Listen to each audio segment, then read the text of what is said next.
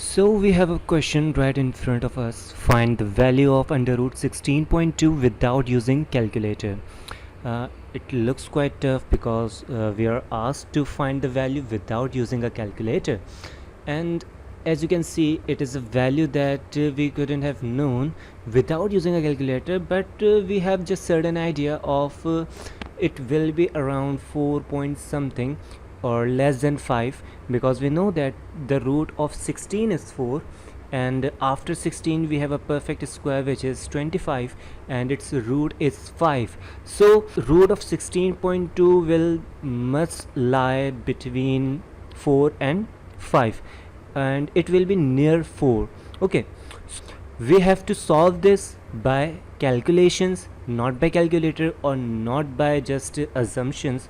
So what we are going to do here, we will use linear approximation. I'm telling you, it is my own personal favorite topic as it has many applications. So without any further ado, let's dive into it. We have linear approximation. Let's write the formula here first. Linear approximation of some value x. Basically this x is 16.2. We are going to define it. So this formula is equals to f of a plus derivative of f of a multiplied by x minus a. So what is a, what is x? Here we have let's say we have some function f of x which is under root x or square root of x. Because we have the function here, we need to find the value of under root 16.2, so we are using the function f of x as square root of x. Now we will plot f of a. It will be equals to square root of a, and let a equals to 16. Why I am putting a equals to 16? Because we need to find the value of 16.2, and the nearest perfect square we know is 16.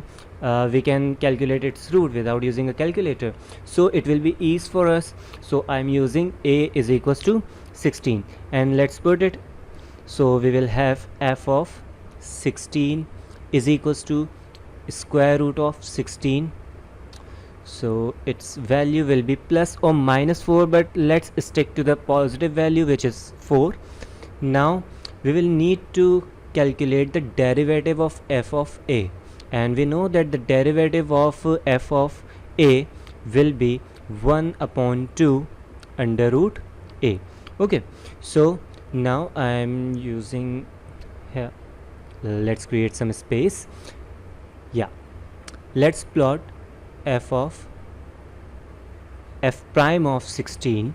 So we will have 1 upon 2 under root 16, and it will be 1 upon 2 times of 4. Okay, so 2 times of 4, it will be 8. Okay, now we have f of a which was f of 16, and f prime of a which is f prime of 16. We have both of these value. Now we just need to put this ingredients into a formula which was linear approximation formula. Let me write it again here. Linear approximation L of x is equals to f of a plus f prime of a times x minus a. We have a which is equals to 16, and we have x which is equals to 16.2, because we are finding the value of under root 16.2 and our function is square root of x, so we need to put x is equals to 16.2. Now for linear approximation of 16.2 will be f of a which was 4 plus f prime of a which is 1 upon 8. We have just calculated it, and x minus a, it is 16.2 minus 16. So now we have 4 plus 1 upon 8, and it will be 0.2 and as you know, we need to calculate it without using a calculator, so I'm not opening the calculator application or not using any calculator in front of me. So what I'm gonna do here, I will just write this decimal into a fraction which will be equals to 2 upon 10. Okay, we know that 0.2 is equals to 2 upon 10, and we can cancel it out, like 2 times 1 and 2 times 4 is 8. So now we have 4 plus 1 upon 4 and 1 upon 10. Cool. Now we have 4 plus, now 1 upon 4, we know the value of 1 upon 4, it is 0.25. Yeah, and this is 1 upon 10. So by multiplying these two values, we will get 4 plus 0.025. We know the basic rules of decimal places, so it will be just 0.025, and by adding these two numbers we will have 4.025, which is the linear approximation of under root square root 16.2, and we can say that square root 16.2 is approximately equals to 4.025.